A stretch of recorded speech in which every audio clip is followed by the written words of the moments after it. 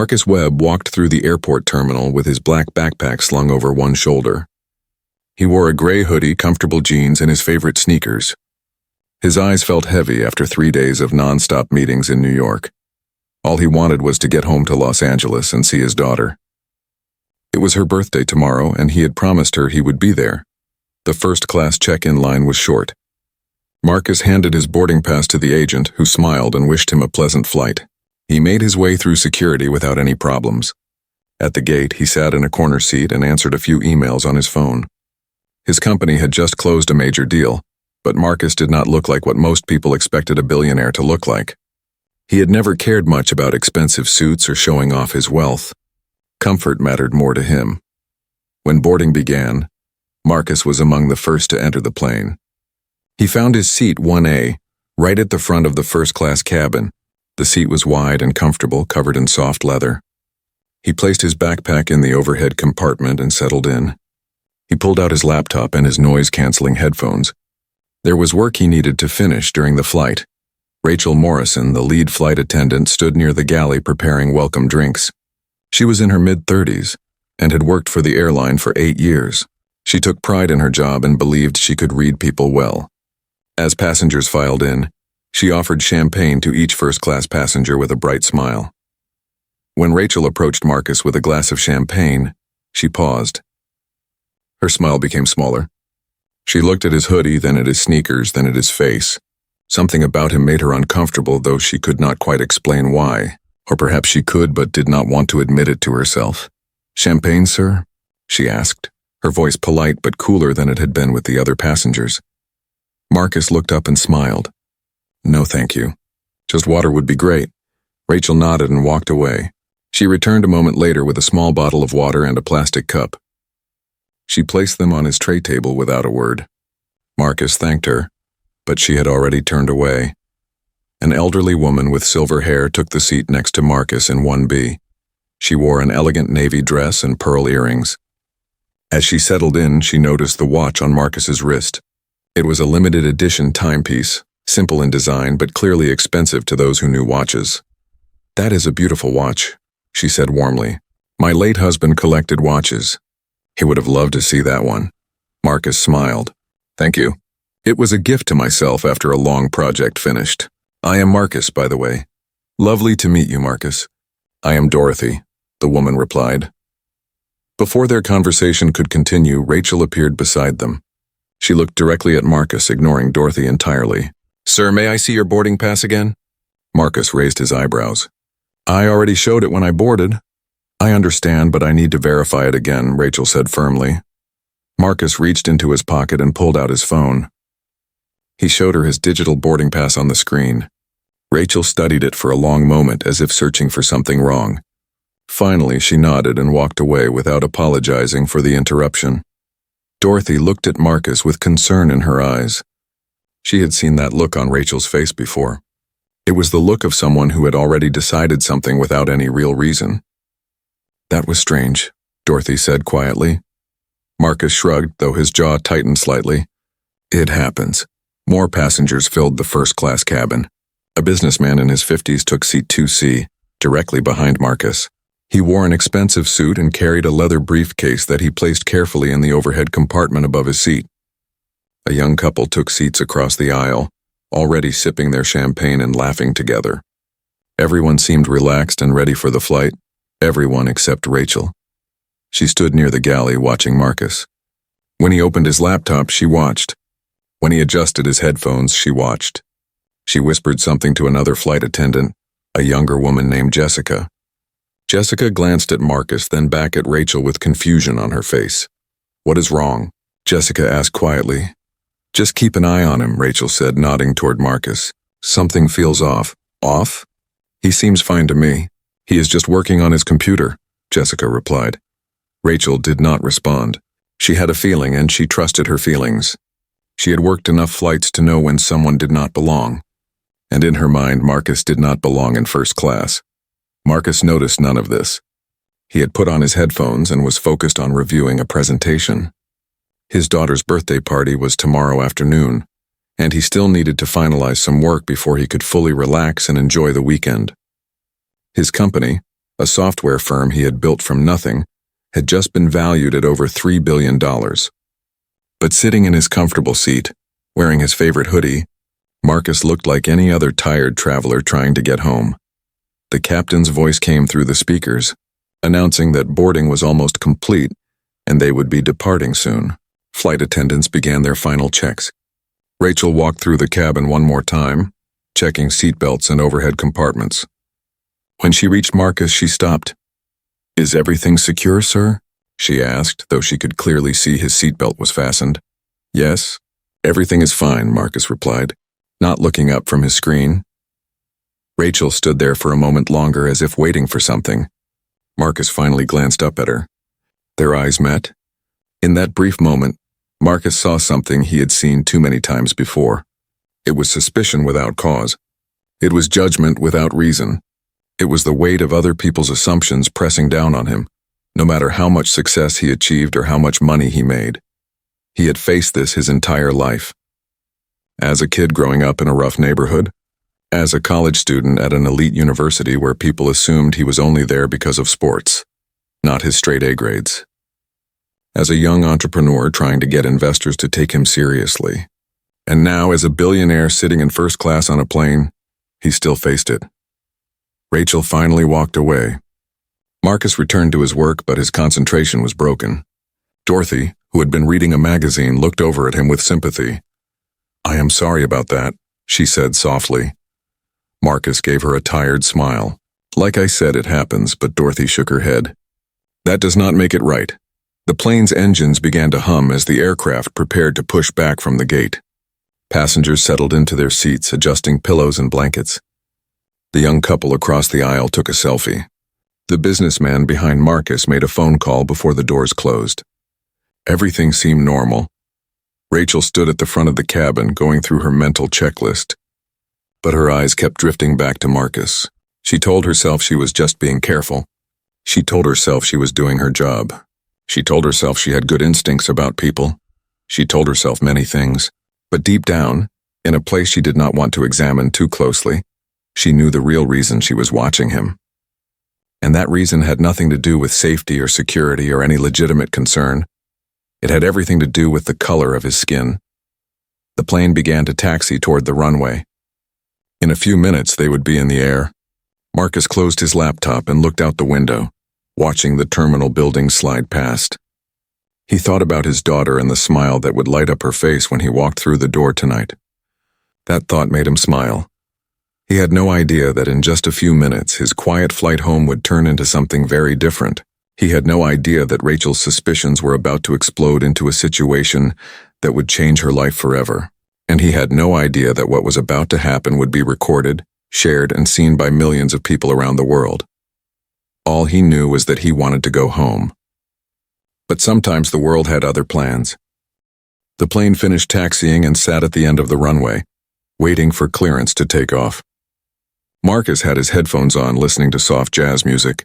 He had closed his eyes for a moment, trying to relax before the flight. Dorothy beside him was reading a book about gardens.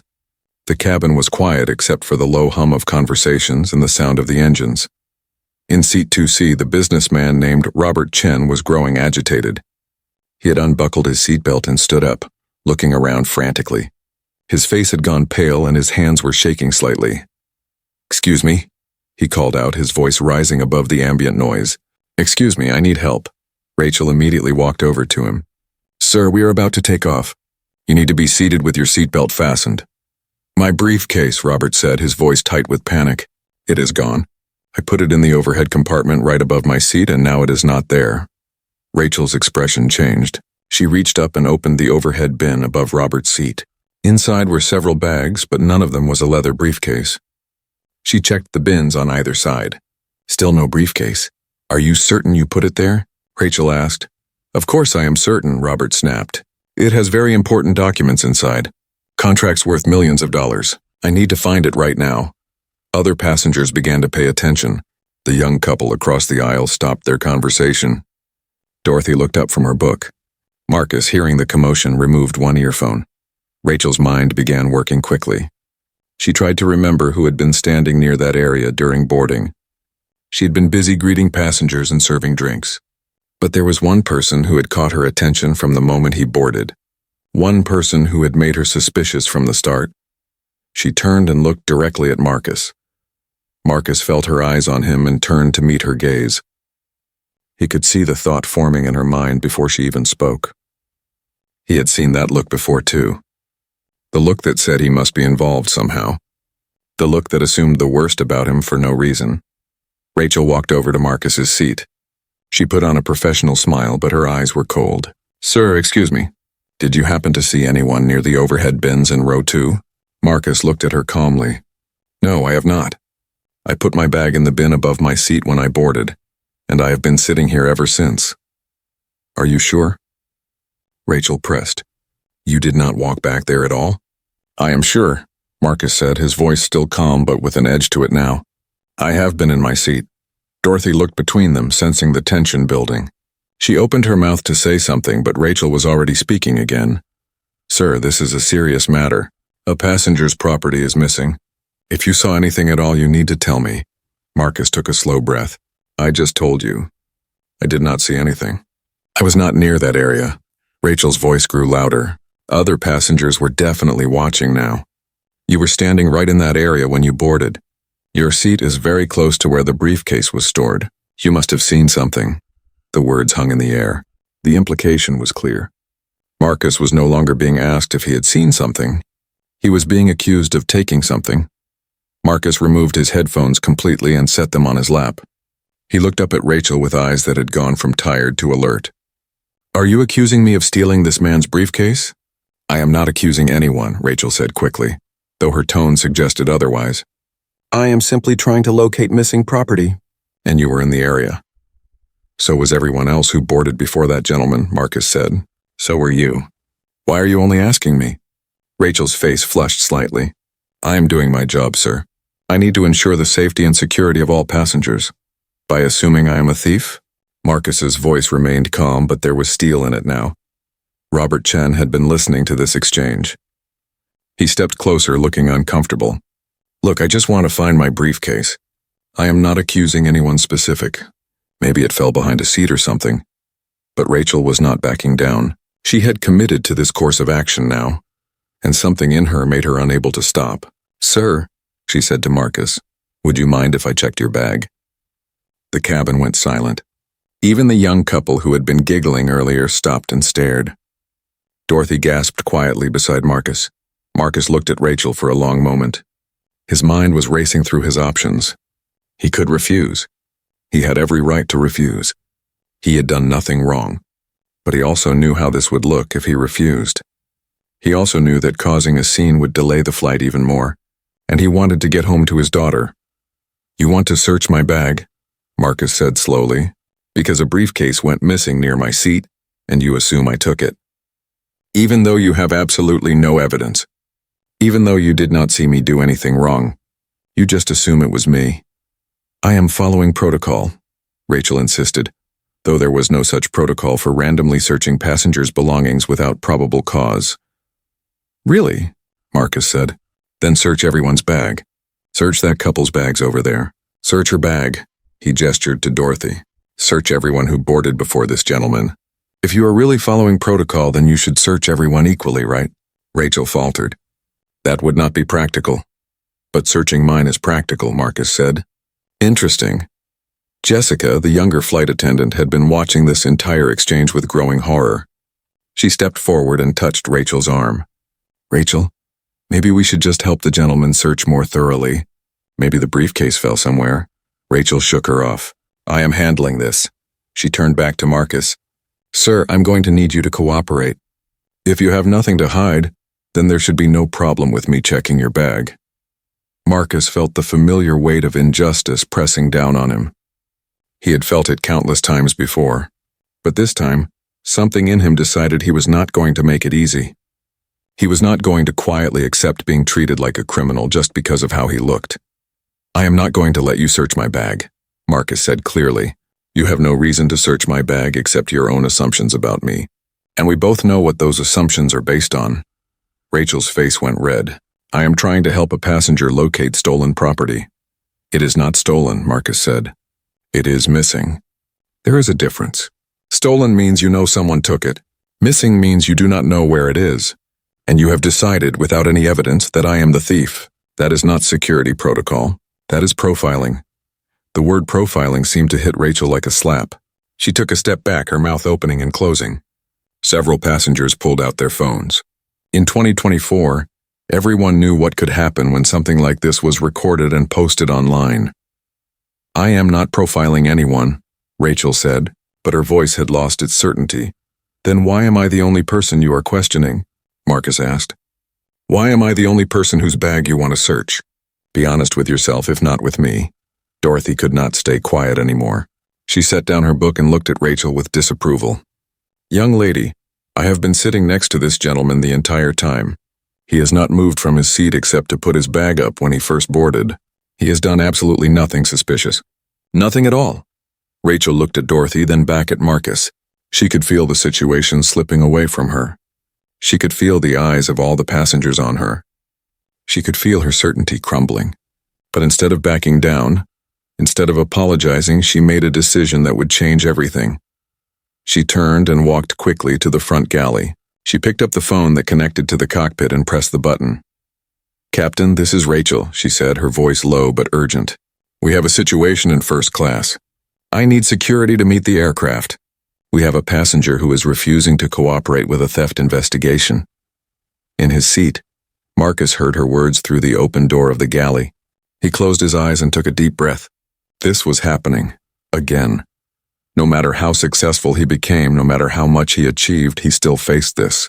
The assumption that he was dangerous, that he was a criminal, that he did not belong. Dorothy reached over and touched his arm gently. This is wrong, she whispered. This is so wrong. I know, Marcus said quietly. But wrong things happen all the time. Robert Chen, who had started this entire situation, looked mortified. I did not want this, he said. I just wanted to find my briefcase. I never said he took it, but it was too late now. The accusation had been made. Security had been called. The plane full of passengers had witnessed a black man being singled out and accused of theft with no evidence. And phones were recording everything. Rachel walked back to the cabin, her face set in determination. She was committed now. She had called security and she had to stand by that decision. To back down now would be to admit she had made a terrible mistake. She stood near Marcus's seat and crossed her arms. Security will be here shortly to sort this out. Marcus looked at her with an expression that was hard to read. It was not anger exactly. It was something deeper. It was disappointment. It was weariness. It was the exhaustion that came from fighting the same battle over and over again.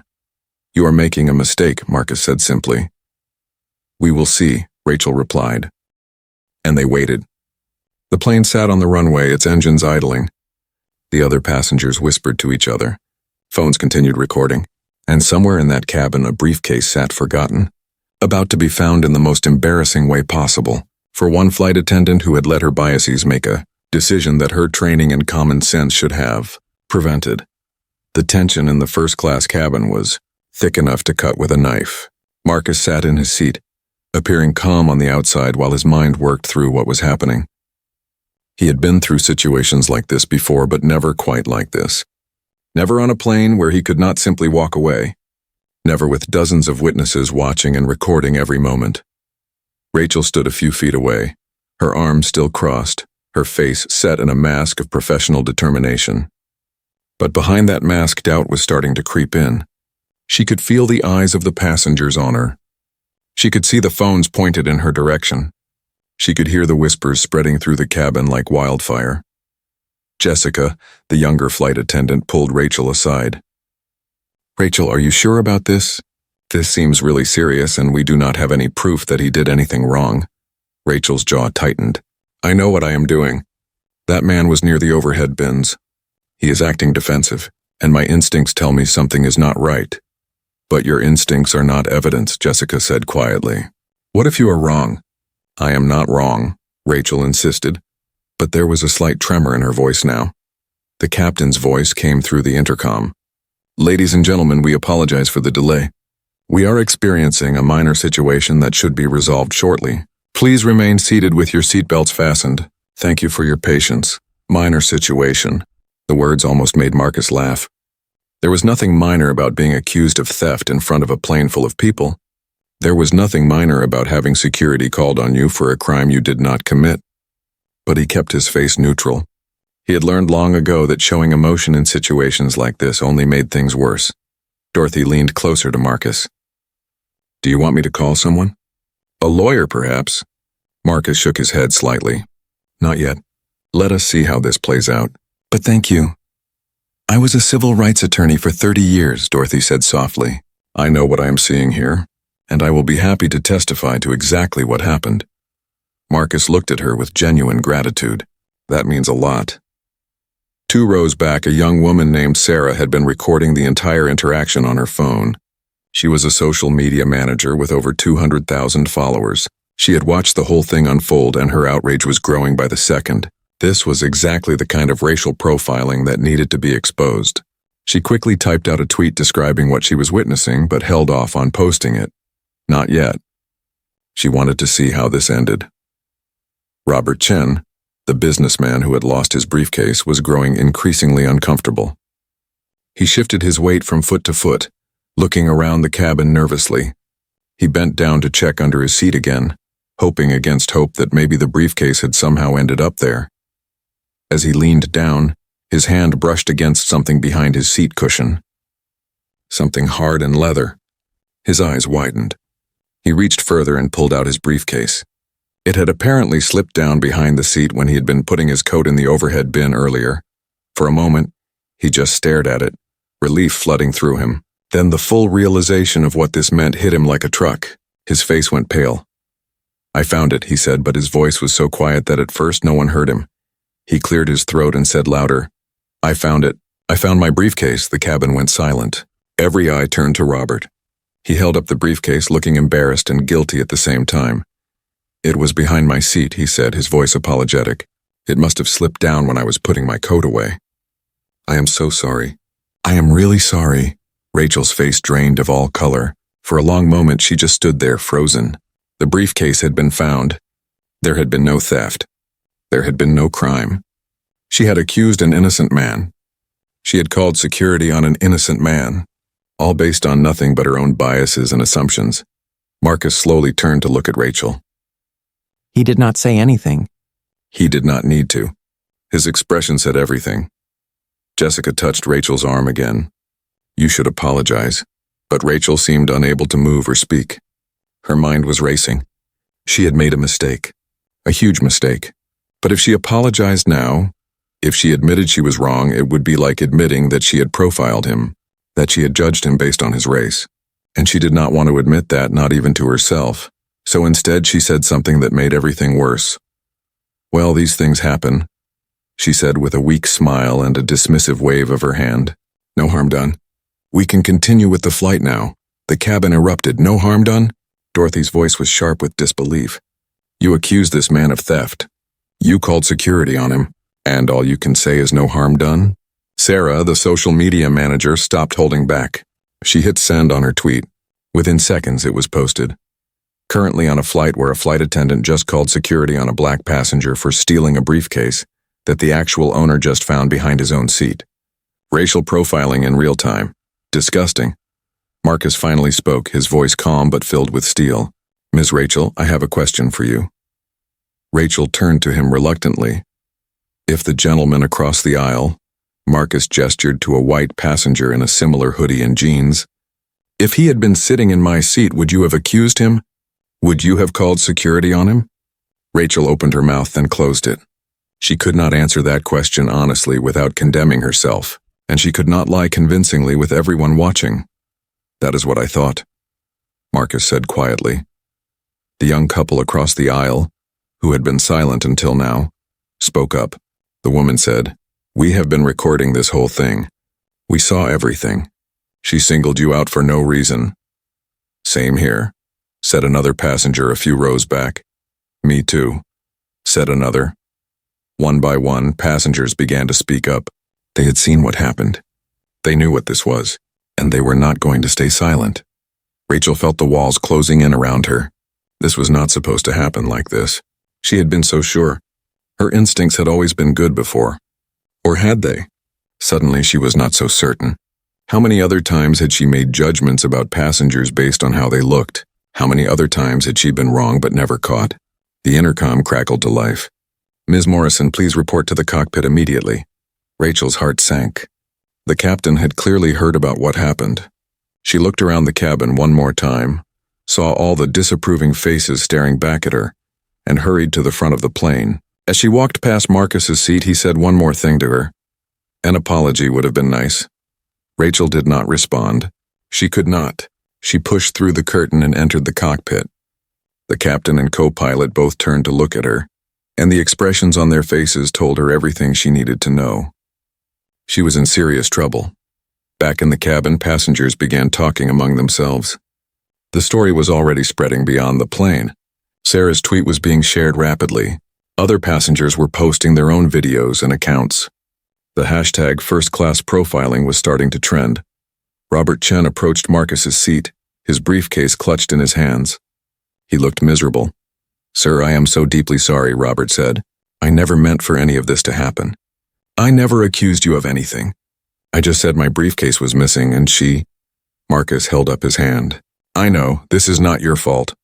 You were worried about your property. That is understandable. She is the one who made assumptions without evidence." Robert nodded, relief visible on his face. "If there is anything I can do, if you need a witness statement or anything." "Thank you," Marcus said. "I might take you up on that." Robert returned to his seat and Dorothy patted Marcus's arm. "Are you okay?" Marcus took a deep breath and let it out slowly. "I have been through worse. But it never stops being exhausting. No matter how much money I make or how successful I become, I still have to deal with this." "It is not fair," Dorothy said firmly. "No, it is not," Marcus agreed. "But fairness is not something everyone gets equally." In the cockpit, Rachel stood before the captain, trying to explain what had happened. But the more she talked, the worse it sounded. The captain, a veteran pilot named James Martinez, listened with growing anger. "Let me make sure I understand this correctly," Captain Martinez said when Rachel finished. "A passenger reported a missing briefcase. Without any evidence, without witnessing any crime, without following any proper protocol. You decided that the black passenger in first class must be responsible. You accused him, tried to search his belongings without cause, and when he rightfully refused, you called security on him. And now it turns out the briefcase was never stolen at all. Is that accurate?" Rachel's voice was small. "I was trying to ensure passenger safety." "Passenger safety?"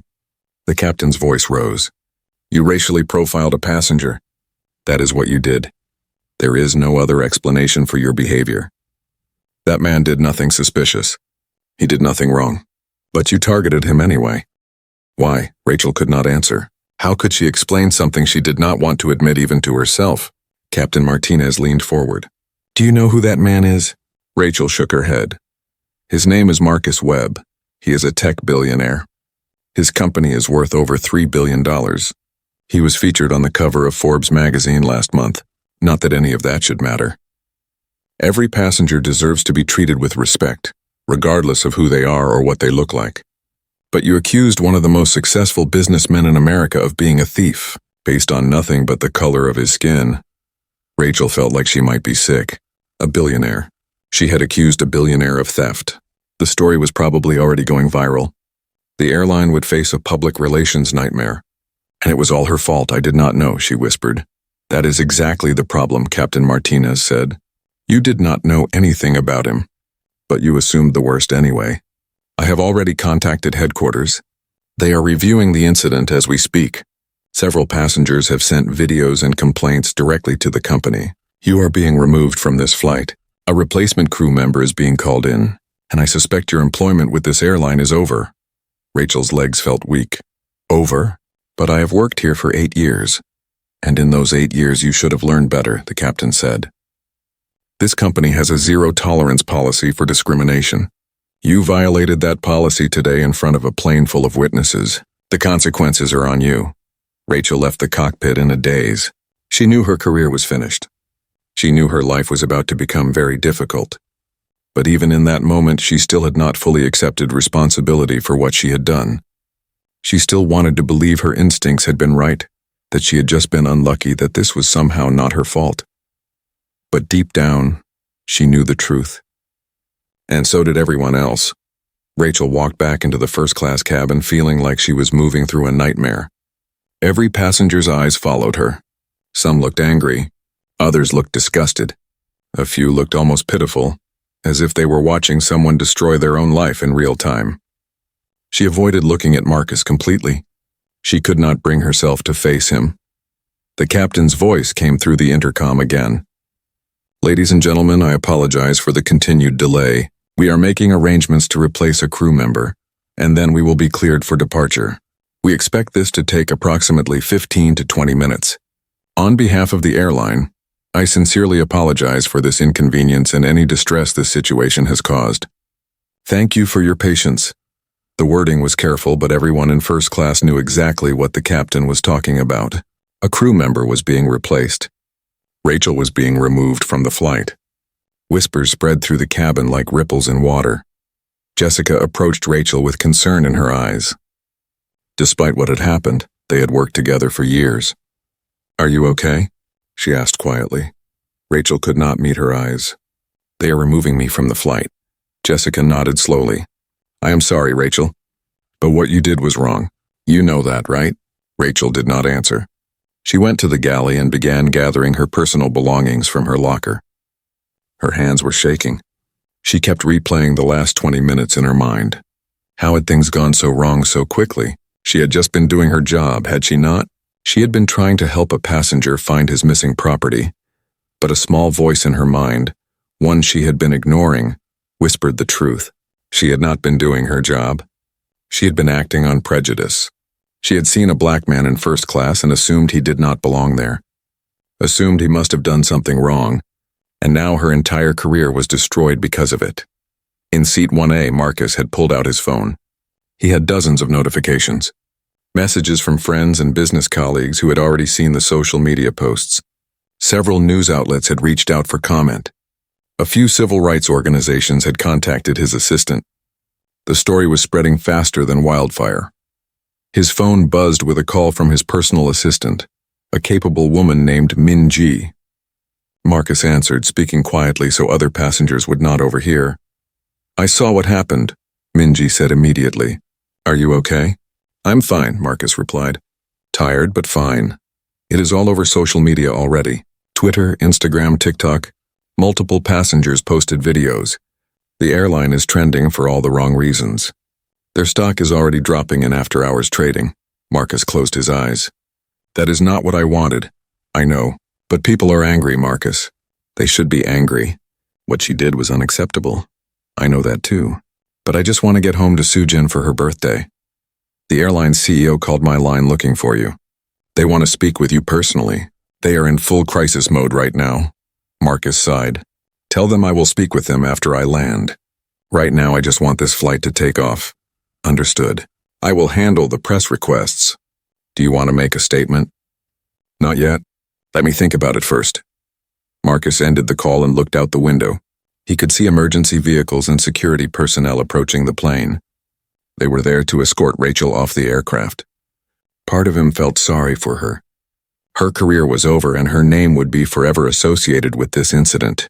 But another part of him felt no sympathy at all. She had made a choice. She had acted on her biases. And now she had to face the consequences. Dorothy touched his arm gently. "That was your assistant?" Marcus nodded. "So the world already knows what happened here." "Apparently so. That is how things work now. Someone records something on their phone and 10 minutes later, millions of people have seen it. In this case, that might be a good thing," Dorothy said. "People need to see what still happens even in 2024. They need to understand that success and wealth do not protect you from discrimination." "You sound like you have experience with this kind of thing," Marcus observed. Dorothy smiled sadly. "I told you I was a civil rights attorney. I spent 3 decades fighting cases exactly like this. Though back in my day there were no cell phones to record the evidence. People could deny what happened. They could lie. Now the truth is right there on video for everyone to see. Is that better or worse?" Marcus asked. "Better, I think. Justice delayed is justice denied, and video evidence speeds up justice considerably." Sarah, the social media manager a few rows back, had been watching her phone with satisfaction. Her initial tweet had been shared over 50,000 times already. Major news accounts were picking up the story. She had tagged the airline in her posts and their social media team was scrambling to respond. She leaned forward and tapped Marcus on the shoulder. "Excuse me, I am Sarah. I recorded the whole thing and posted it online. I hope that is okay. I just thought people needed to see what happened." Marcus turned to her. "Thank you. I appreciate you standing up. What she did was wrong on every level," Sarah said. "I have almost 250,000 followers, and they are all furious right now. The airline's mentions are flooded with complaints. This is going to be huge. It already is," Marcus said quietly. The main cabin door opened, and 2 airport security officers entered, followed by a woman in an airline supervisor uniform. The supervisor, whose name tag read Patricia Hayes, walked directly to the galley where Rachel was waiting. The entire first-class cabin watched in silence. Patricia spoke to Rachel in a low voice, but in the quiet cabin, several passengers could hear parts of the conversation.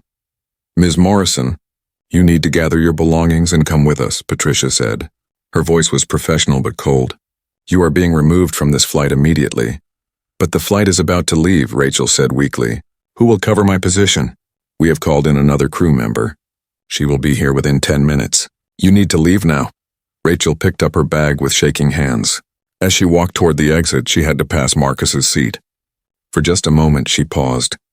She opened her mouth as if to say something. An apology, perhaps, or an excuse. But no words came out.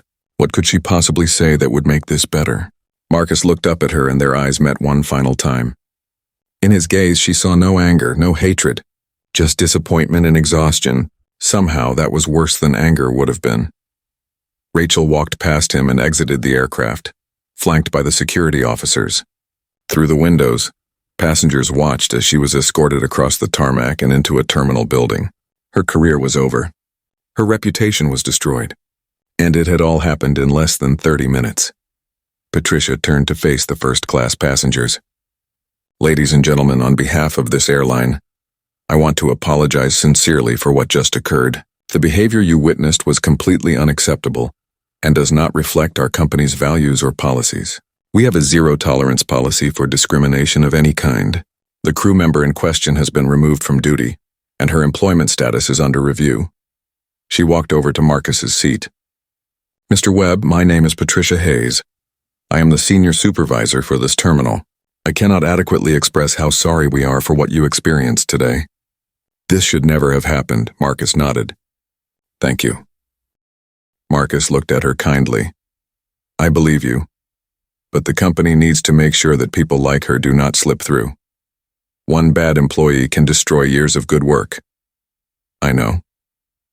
And I hope they learn from this." Marcus walked into the terminal. He had texted his assistant earlier, and Minji was waiting for him just past security with a young girl bouncing excitedly beside her. 7-year-old Soo Jin saw her father and ran toward him, her black hair flying behind her. "Daddy!" she shouted, throwing herself into his arms. Marcus caught her and lifted her up, spinning her around. All the tension, all the exhaustion, all the frustration from the day melted away in that moment. This was what mattered. This was why he had stayed calm. This was why he had handled the situation with grace instead of anger, because his daughter was watching. The world was watching, and he wanted to show them that dignity was stronger than hatred.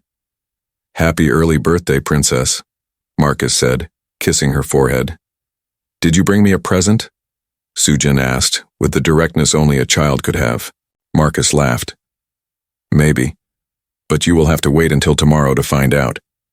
Minji approached, her expression serious despite the happy reunion. "We need to talk about the situation. The airline CEO has called 4 times. The press wants statements. And you have about a dozen interview requests. Later," Marcus said firmly. "Right now, I am just a dad who wants to take his daughter home." They walked through the airport together, Marcus carrying Soo Jin on his hip. But the situation followed them. People recognized Marcus from the videos that had already spread across the internet. Some pointed and whispered. Others nodded at him with respect. A few approached to shake his hand and express their support. At one point, a young black teenager stopped them. "Excuse me, are you Marcus Webb?" The guy from the plane? Marcus nodded. The teenager's eyes filled with emotion. Man, I have been dealing with stuff like that my whole life. People following me in stores, teachers assuming I'm up to no good, cops stopping me for no reason. Watching you handle that situation with so much class, it made me feel less alone. Thank you. Marcus set Soo-jin down for a moment and shook the teenager's hand. You are not alone. Never think you are alone. And remember, staying dignified does not mean accepting injustice. It means fighting it in a way that cannot be twisted against you. The teenager nodded, clearly moved. As he walked away, Soo-jin tugged her father's hand. Daddy, what was he talking about? What happened on the plane? Marcus knelt down to her level. Sometimes people make mistakes because they judge others without knowing them. But the important thing is that good people spoke up when they saw something wrong. That is what we should always do. Were you okay? Soo-jin's young face was filled with concern. I was okay. And I am even better now because I am with you. They made their way to the parking garage where Minji had left Marcus's car. As they drove through Los Angeles toward their home in the hills, Minji filled him in on the developing situation. The airline has released a statement. They confirmed Rachel Morrison's termination. They are implementing mandatory bias training for all staff. They have offered you unlimited first-class travel for life, compensation for the incident, and a personal meeting with the CEO. Marcus drove in silence for a moment. What do people want me to do? Some want you to sue. Others want you to accept the apology and move on. Civil rights groups want you to speak out publicly about racial profiling. Everyone has an opinion. What do you think I should do?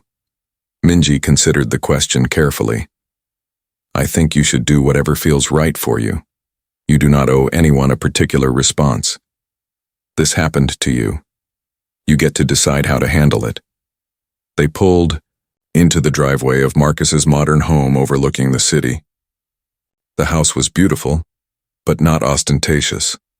Marcus had always believed in living well but not showing off. Inside, decorations for Soo-jin's birthday party were already set up. Balloons, streamers, and a partially decorated cake waiting in the kitchen. Marcus's mother, a strong woman in her 60s named Patricia, came to the door. She hugged her son tightly. I saw what happened. Are you all right? I am fine, Mom. You should not have to deal with that. Not after everything you have achieved. Achievement does not protect you from racism, Mom. You taught me that a long time ago. Patricia cupped his face. I did, but that does not mean I like it when I am proven right. That evening, after Soo-jin had gone to bed dreaming of her birthday, party tomorrow, Marcus sat alone on his back deck overlooking the lights of Los Angeles. His phone sat on the table beside him, notifications still coming in steadily. But he ignored them for now. He thought about Rachel Morrison. She had lost her job and her reputation. Part of him felt she deserved it. She had acted on prejudice and refused to acknowledge her mistake until it was too late. But another part of him wondered what had led her to that moment. What experiences had shaped her biases? Had anyone ever challenged her assumptions before? Had she been trained properly? Or had she simply been allowed to operate on her instincts, without ever examining where those instincts came from? He thought about all the times this had happened to him before, the store security guards who followed him, the police officers who pulled him over for fitting a description, the business partners who assumed he was the tech guy, not the owner, the restaurants that lost his reservation, the hotels that questioned his credit card. Each incident by itself might seem small, but added together they formed the constant weight he carried as a successful black man in America. Tomorrow would bring decisions, lawsuits, statements, interviews, actions. But tonight, he just wanted to be a father preparing for his daughter's birthday party. Tonight he wanted to remember that despite everything, despite all the prejudice and assumptions and discrimination, he had built a good life. He had achieved his dreams. And he had a daughter who loved him and looked up to him. That was success. The rest was just noise. The morning sun streamed through the windows of Marcus's home, bringing with it the energy and excitement of a 7-year-old's birthday. Soo-jin had bounded into his room at 6 in the morning, far too early for any reasonable person to be awake. But Marcus could not find it in himself to be annoyed. This was what he had flown home for. This pure, uncomplicated joy. But the world outside had not forgotten about yesterday's incident. By the time Marcus came downstairs, having promised Soo-jin they would open presents after breakfast, Minji was already in the kitchen with her laptop open and her phone constantly buzzing. "Good morning," she said, looking up with tired eyes. "The story has gotten bigger overnight." Marcus poured himself coffee. "How much bigger?" "National news. International news, actually. The video has been viewed over 10 million times across all platforms. The airline's stock dropped another 2% when markets opened. And you have interview requests from everyone from local news to major national networks." "On my daughter's birthday," Marcus said quietly. "I know. But the story is not going away. People want to hear from you." Patricia, Marcus's mother, entered the kitchen. "Let the man have breakfast with his daughter before you push work on him, Minji." Minji smiled apologetically. "You are right. Sorry, Marcus. We can deal with all of this later." They had a birthday breakfast of pancakes shaped like unicorns, Soo-jin's favorite. She chattered excitedly about her party that afternoon, about which friends were coming, about what games they would play. For that hour, Marcus was just a dad, and the incident on the plane felt very far away. But reality could not be avoided forever. After breakfast, while Soo-jin played in the living room, Marcus finally sat down to deal with the situation. He opened his laptop and began reading through the coverage. The headlines were everywhere. Tech. Billionaire racially profiled on flight. Flight attendant fired. Viral video shows. Black passenger accused of theft without evidence. Airlines face scrutiny over racial bias training after shocking incident. The videos from multiple passengers had been compiled and shared widely. Millions of people had watched Rachel accusation, watched the briefcase being found, watched her dismissive "no harm done" response. The public outrage was immense. Marcus read through some of the comments on social media. Many were supportive of him. But there were also predictable responses. Some people claimed he was playing the race card. Others said he should be grateful the airline fired Rachel. A few even suggested the whole thing was staged for publicity. Marcus had seen it all before. No matter how clear the evidence, there would always be people who refused to see racism when it was right in front of them. His phone rang. The caller ID showed the airline's corporate number. Marcus hesitated, then answered. "Mr. Webb, this is Thomas Richardson. I am the CEO of the airline. I want to begin by offering you my deepest, most sincere apology for what you experienced yesterday." The voice on the other end was that of a man in his 50s, and he sounded genuinely distressed. "Thank you," Marcus said simply. "I have been with this company for 23 years, Richardson continued. "I have worked my way up from baggage handler to CEO, and in all that time, I have tried to build a company culture based on respect and dignity for every passenger. What happened to you goes against everything we stand for." "And yet it happened," Marcus pointed out, "which suggests a gap between your values and your reality." There was a pause. "You are absolutely right, and that is what I want to address. Mr. Webb, I would like to meet with you in person. I want to hear your thoughts on how we can prevent incidents like this from happening again. I want to learn from this." Marcus was surprised. He had expected corporate spin, legal caution, and careful distance. This sounded like genuine accountability, but he had learned to be skeptical of words without action. "What have you done so far?" Marcus asked. "Ms. Morrison's employment was terminated yesterday, as you know. We have launched a full review of our training protocols, particularly around bias awareness. We are implementing mandatory retraining for all customer-facing staff, and we are establishing an independent oversight committee to review discrimination complaints." "That is a start," Marcus said. "But real change takes more than training sessions. It takes changing the culture from the top down. It takes hiring and promoting people from diverse backgrounds into leadership positions. It takes listening when employees or passengers report bias, not just reacting after something goes viral." "I agree completely," Richardson said. "Which is why I want your input. You have experienced what our policies failed to prevent. Your perspective would be invaluable. Marcus considered this. He could simply accept an apology, take whatever compensation they offered, and move on with his life. Or he could use this moment to push for real change that might help others in the future. I will meet with you, Marcus said, but I want some things clear first. I am not interested in hush money or settlements that require me to stay silent. If I am going to help your company do better, it will be transparent and public. I want other airlines to see what you are doing and feel pressure to do the same. That is exactly what I want too, Richardson said. We are scheduling a press conference for tomorrow. I would be honored if you would join me. After the call ended, Marcus sat thinking. Minji watched him carefully. What are you going to do? I am going to try to make something good come out of something bad, Marcus said. If I just walk away, Rachel loses her job and nothing else changes. But if I push, if I use this moment, maybe fewer people will have to experience what I experienced. Patricia, who had been listening from the doorway, nodded with approval. That is the right choice. Your father would be proud.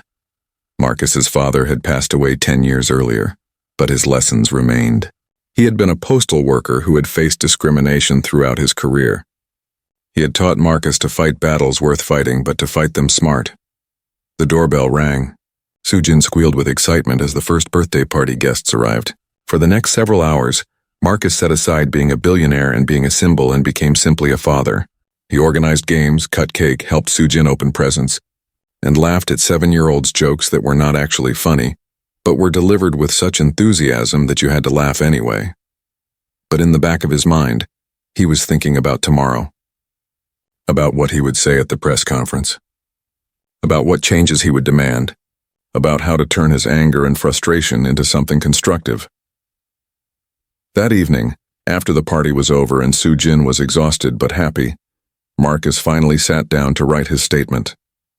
He wrote and rewrote it several times, trying to find the right balance between calling out the injustice and offering a path forward. When he was satisfied, he called Minji to review it. She read it carefully, then nodded. This is good. This is really good. You are not letting them off the hook, but you are also not just attacking. You are pushing for real change. The next morning, Marcus put on a suit for the first time since returning from New York. He looked at himself in the mirror and thought about the assumptions people made when they saw a black man in a hoodie versus a black man in a suit. Both versions were him. Both were legitimate. But the world treated them very differently. The press conference was held at a hotel in downtown Los Angeles. Marcus arrived to find dozens of cameras, reporters, and news crews. The airline had clearly decided to face this head-on rather than hide from it. Thomas Richardson greeted Marcus personally, shaking his hand with both of his own. Thank you for being here. Thank you for giving us a chance to do better. They walked to the podium together. Richardson spoke first, reiterating his apology and outlining the steps the airline was taking. Then he invited Marcus to speak. Marcus stepped to the microphone and looked out at the assembled media. Somewhere out there, millions of people would watch this. He took a breath and began. 3 days ago, I boarded a flight home to see my daughter for her birthday. I was tired after a long week of work. I was wearing comfortable clothes. I was minding my own business. And I was accused of being a thief based on nothing but the color of my skin and assumptions about who belongs in first class. He paused, letting that sink in. I want to be clear about something. This was not a misunderstanding. This was not a mistake. This was racial profiling, pure and simple. A flight attendant looked at me and decided I did not belong. She decided without any evidence that I must be guilty of something. And when she was proven wrong, her first response was not an apology. It was to dismiss the harm she had caused. But here is what I also want to say. This is not just about one flight attendant. Rachel Morrison did not wake up that morning planning to discriminate against someone. She acted on biases that she probably was not even fully aware she had, and that is exactly why this is a systemic problem, not just an individual one. Marcus looked directly at the cameras. How many times does this happen when there are no cameras recording? How many people experience discrimination and have no witnesses to support them? How many times do people like me have to prove we belong in spaces we have every right to be in? I have been fortunate in my life. I built a successful company. I achieved financial security. But money does not protect you from racism. Success does not shield you from bias. I am a billionaire and I still got accused of theft on that plane. Imagine what happens to people who do not have the resources I have, who do not have the platform I have, who cannot hire lawyers or get media attention. They just have to accept it and move on. That is why I am here today. Not just to accept an apology for what happened to me, but to push for changes that will help everyone. The airline has committed to serious reforms, and I am going to hold them to those commitments. But I also want to challenge every airline, every business, every institution to examine their own practices, to ask hard questions about who feels welcome in their spaces and who does not. Training is important, but it is not enough. You need diverse leadership. You need systems for accountability. You need to listen when people report bias and take it seriously, not just when something goes viral. You need to understand that dignity is not something you give to people conditionally. It is something every person deserves, regardless of what they are wearing or what they look like. Marcus felt emotion rising in his voice and paused to collect himself. I think about my daughter, Soo Jin. She is 7 years old. She is smart and funny and believes the world is a fair place. Someday she will learn that it is not always fair. She will experience bias because of her race, and I cannot protect her from that. But what I can do is fight to create a world that is a little bit better, a little bit fairer by the time she is grown. That is what this moment is about. To the airline, thank you for taking this seriously. I look forward to working with you on real, meaningful change. To the other passengers who spoke up that day, thank you for your solidarity. You remind me that most people do know right from wrong. And to everyone watching this, I ask you to think about your own biases. We all have them. The question is whether we are willing to examine them and change them. What happened to me on that flight was wrong. But if we can turn it into a catalyst for change, then maybe it will mean something. Thank you. The room erupted with questions from reporters, but Marcus stepped back and let Richardson's team handle the press. He had said what he needed to say. As he left the hotel, Marcus felt lighter somehow. He had turned his anger into action. He had used his platform to push for change. He could not undo what had happened, but he could try to prevent it from happening to others. His phone buzzed with a text from Dorothy, the elderly attorney from the plane. I watched your speech. Your father would have been proud. So am I. Another text came from the teenager he had met at the airport. Man, you are my hero. Thank you for speaking up for all of us. And then a simple message from Minji. You did good, boss. Real good. Marcus drove home where Soo Jin was waiting with a picture she had drawn. It showed him standing at a podium with a crowd of people cheering. She had been watching the press conference with his mother. Daddy, you were on TV, she said excitedly. I was, Marcus confirmed. Why? How do you explain racial profiling to a 7-year-old? How do you tell her that the world will judge her unfairly without stealing her innocence? Because sometimes, Marcus said carefully, people treat other people badly without a good reason. And when that happens, we have to speak up and try to make things better. Did you make things better? Soo Jin asked with the simple faith children have. I hope so, princess. I really hope so. That night, as Marcus tucked Soo Jin into bed, she looked up at him with serious eyes. Daddy, if someone treats me badly for no reason, should I speak up like you did? Marcus kissed her forehead. Yes, always, but remember to be smart about it. Be safe, be dignified, and never let anyone make you feel like you are less than you are. Okay, Soo Jin said, already getting sleepy. I love you, Daddy. I love you too. Marcus left her room and stood in the hallway for a moment. The world had watched Rachel Morrison lose her job. They had seen an airline scramble to respond. They had heard calls for change and promises of reform. Whether any of it would last remained to be seen. But Marcus had learned something in all of this. He had learned that his voice mattered. That standing up, even when it was exhausting, even when you just wanted to go home, could make a difference. That dignity in the face of discrimination was not weakness but strength. Rachel Morrison was somewhere out there, facing the consequences of her actions.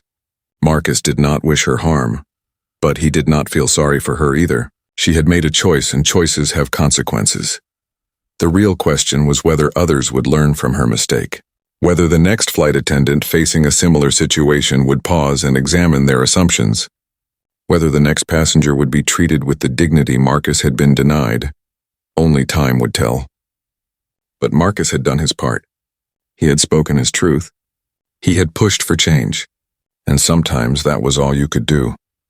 He walked out onto his deck looking at the lights of Los Angeles spread below him. He had built a life worth living. He had raised a daughter worth fighting for. And he had used his platform to try to make the world a little bit better. That, in the end, was the definition of success.